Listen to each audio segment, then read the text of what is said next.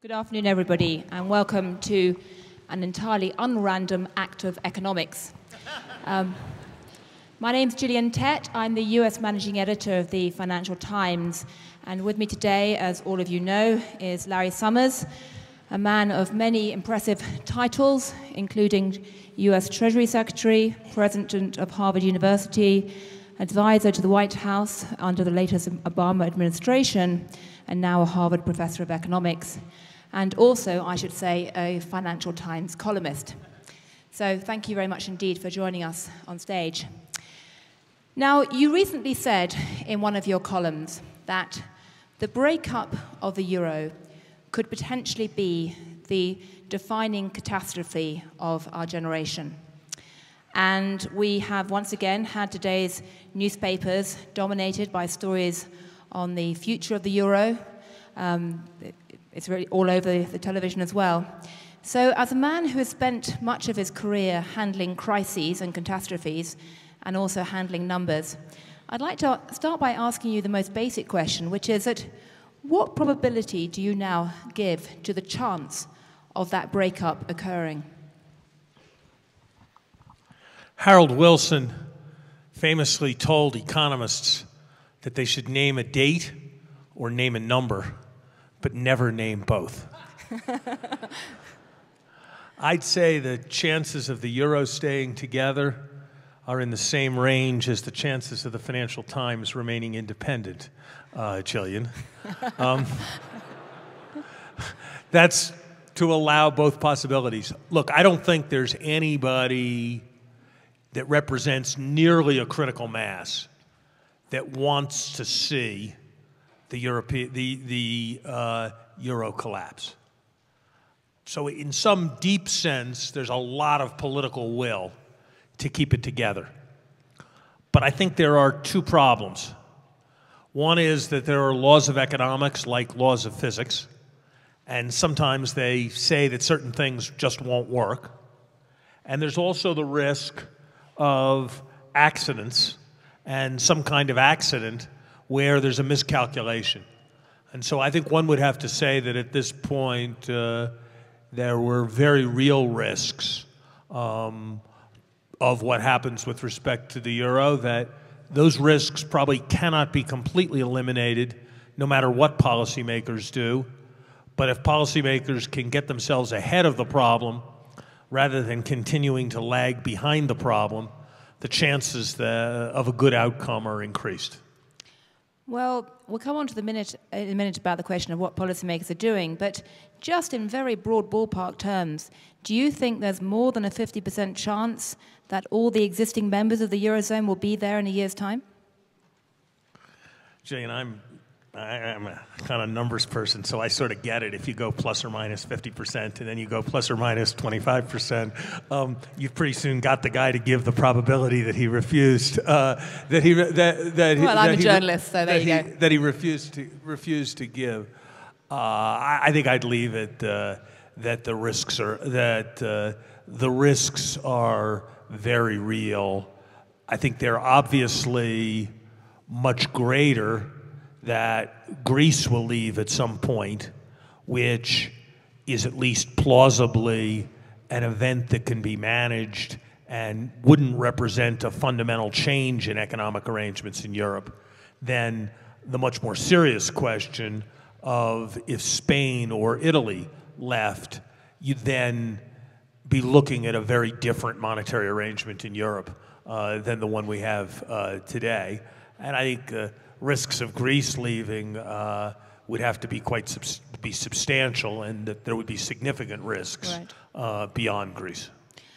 And one of the problems in covering the euro as a newspaper is it feels a bit like Groundhog Day. I mean, we've had summit after summit after summit that's supposed to fix the problems, and nothing has actually really worked. Do you think the latest summit that we saw yesterday has actually fixed it?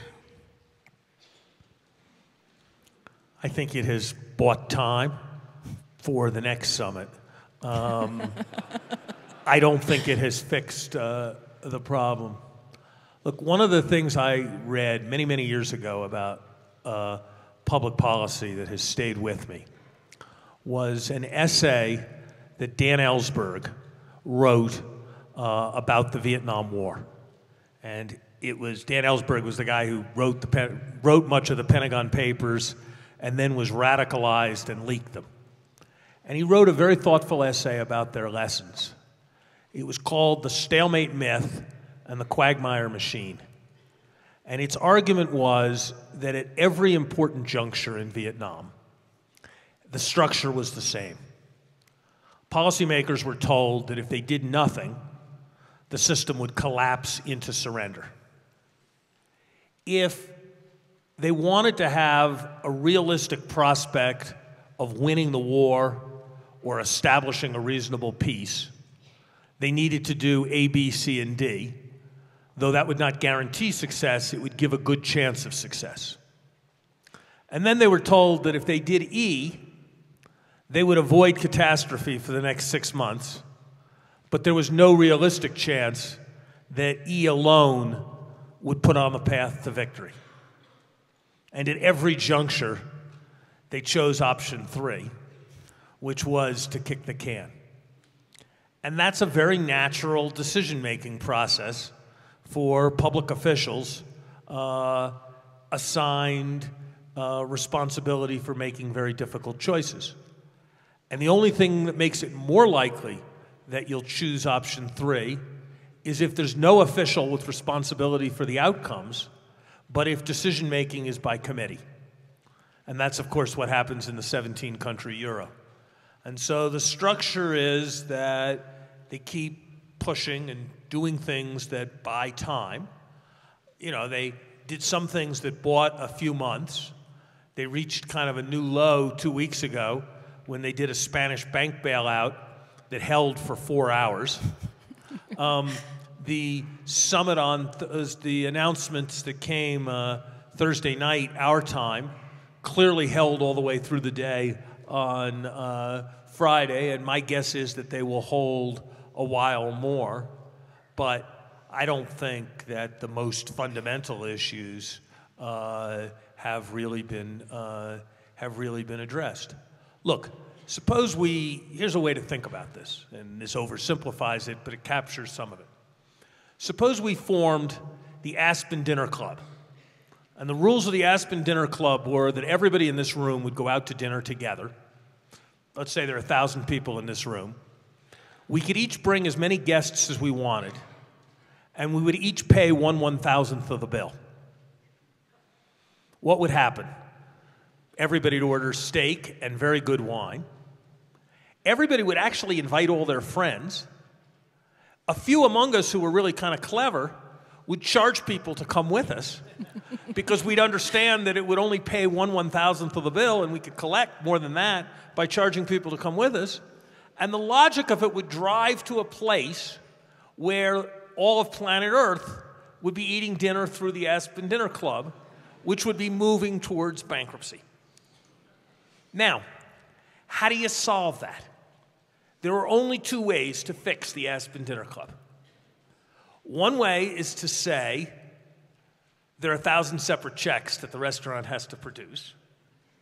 And the other is to say that General McChrystal and General Musharraf will order for all of us and decide what we're going to have and how many guests there are. Those 2 ways work, and no other way works. And that is the challenge in Europe. You either have to move towards much greater accountability at the local level, or you need to have a much greater degree of central control. Now, central control in Europe has profound challenges too. These are countries that are still proudly autonomous. And there's a deeper problem, which is central control or federated Europe code for German control? That has some historical resonances that are unfortunate.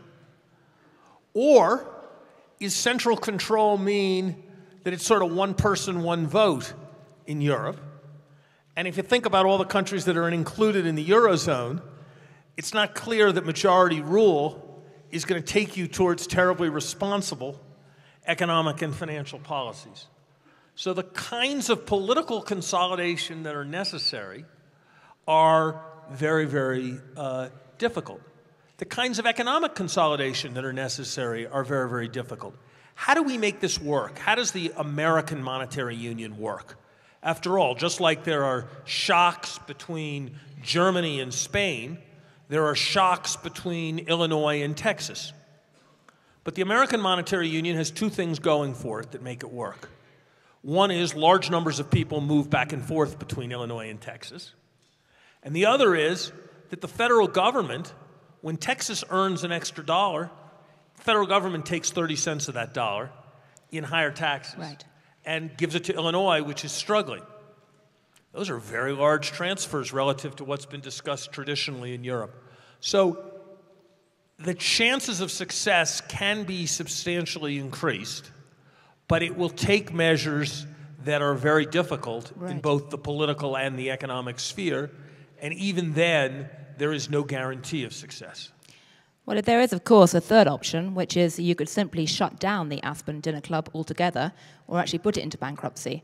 But since you've refused to speculate on the probability of that happening in the eurozone, can I turn to the US and ask, just how damaging is this lowish chance of success in Europe for the US economy? Because we're now sitting here in Aspen for the third year in which things have started out relatively well in the spring. Newspapers have been full of cliches about green shoots, and then either because of the eurozone crisis or last year's tragic events in Japan, we get to summer and green shoots are shriveling up pretty fast. Do you think the US is heading for recession in the autumn? No, I think the good news is that recession in the United States is very much odds off, quite low probability.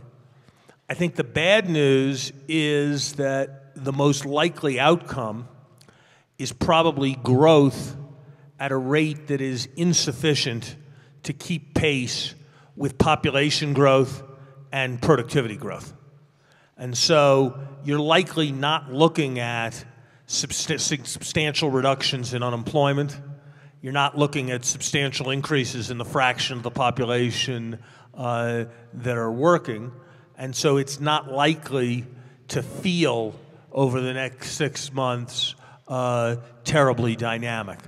I think there is risk. I thought in the spring that the Middle East had become a much greater threat to U.S. recovery than Europe. And a combination of the fact that there's been more oil produced and therefore a substantial fall off in the price of oil, and the fact that Europe has held itself together less effectively than I expected in the spring means that I was wrong, and Europe is now back as the principal external risk to the United States. But look, this isn't that complicated in the United States. At one level, it's hugely complicated, but at another level, it's not that complicated at all. We had a huge financial crisis. People were way overconfident. They built too much. They borrowed too much. Then they got shocked, and so now they don't want to spend, and they want to pay down their debts. And when everybody wants to pay down their debts, the result is less spending, which means less income, which means a contraction. And what we need to do is find ways to engineer increased demand. Part of that is about what the government needs to do in the short run. How can it make any sense at all that the United States has construction unemployment approaching 18%? The United States can borrow money for 30 years in dollars at 2.7%. If you adjust for inflation, it's more like 0.3%. We can borrow the money for 30 years. Now look at Kennedy Airport. How can it make sense that able to borrow at essentially nothing with those kinds of unemployed resources, we are not fixing the Kennedy airports that exist across the country.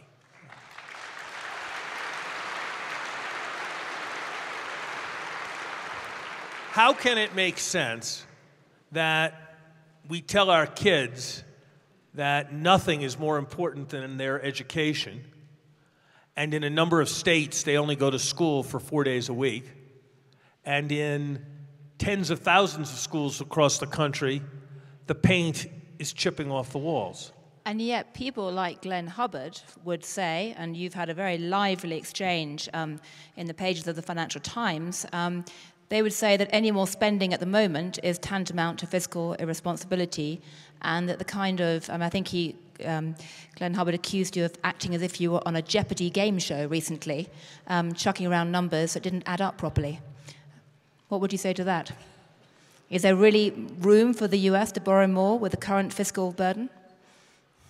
Well, at least my economics isn't slapstick comedy.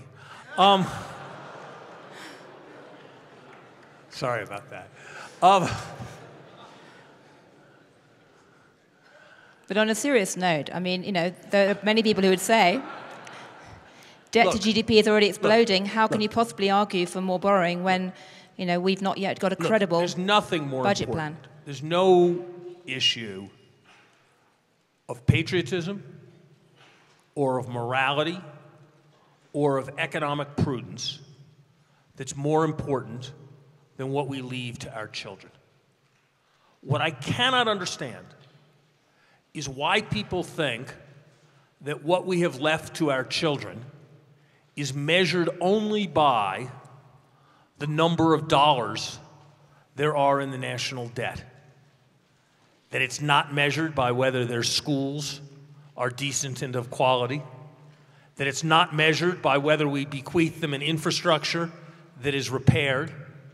It's not measured by whether we bequeath them a world in which American leadership has been perpetuated, but it is only measured in terms of the number of dollars of the deficit.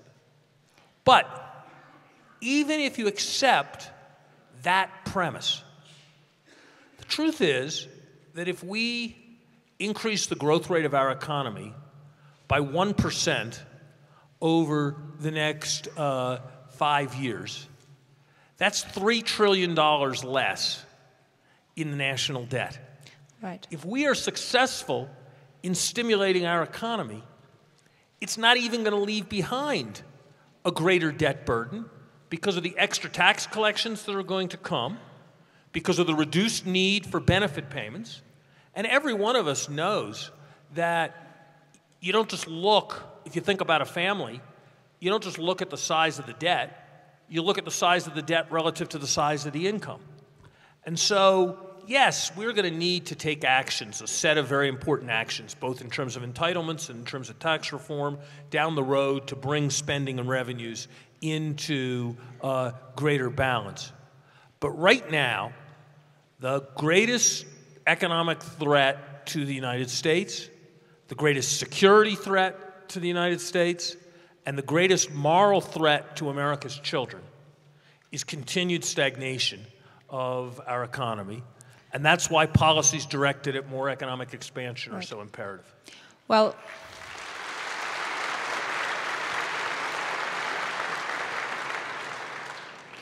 on one level, it's a pity you've got me on the platform rather than Glenn Hubbard, because you would have a really lively economic debate. But the fact that you and someone like Professor Hubbard are so divided in your opinions on the budget does reflect a much more profound split.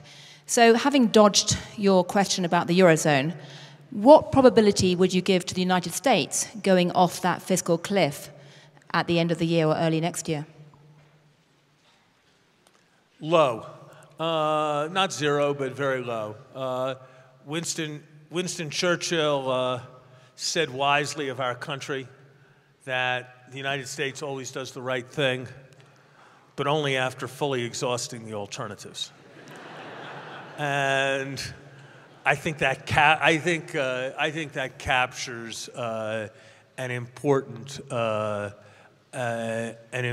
bit of wisdom. Let me, since you keep coming back to Glenn Hubbard, let me give you kind of a.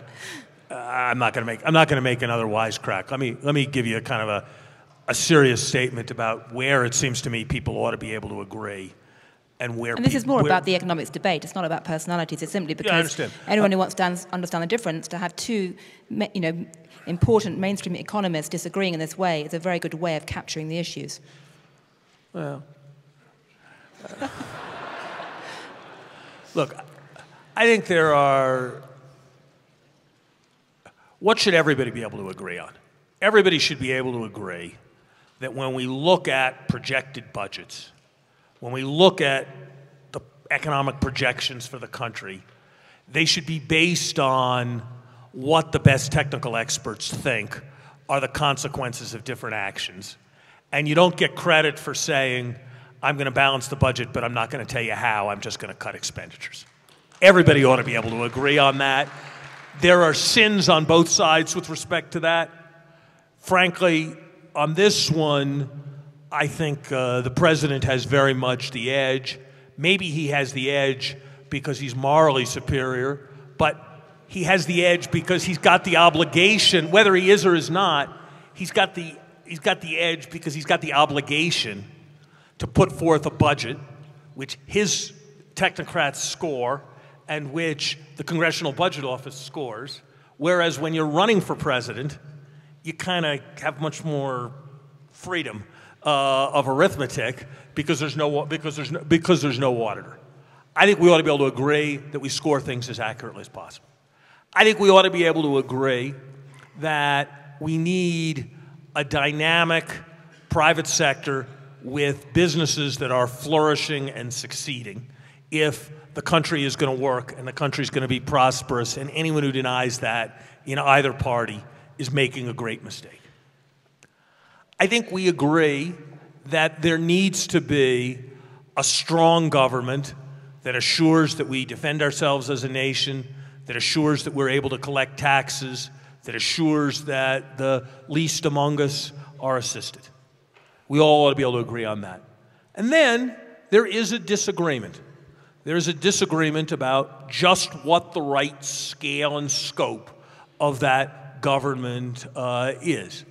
I believe it's imperative that in the United States, like in every other industrialized country, everyone have access to health insurance.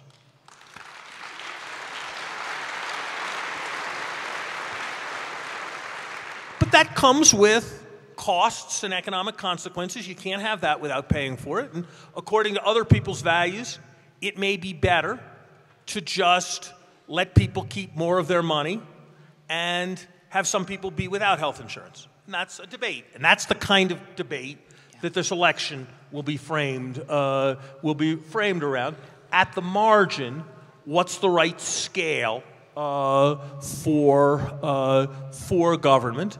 And I look at the quality of the nation's sports stadiums and its office buildings, and its malls, and then I look at the quality of its airports and its schools, and I think that there are things where we need to have the public sector do more. But that's why I'm on the political side that I'm on, and that's a good debate. Right. Well, unfortunately, we're going to have to also agree that we're out of time. But we can also all agree that it's been a very lively conversation. So thank you very much indeed.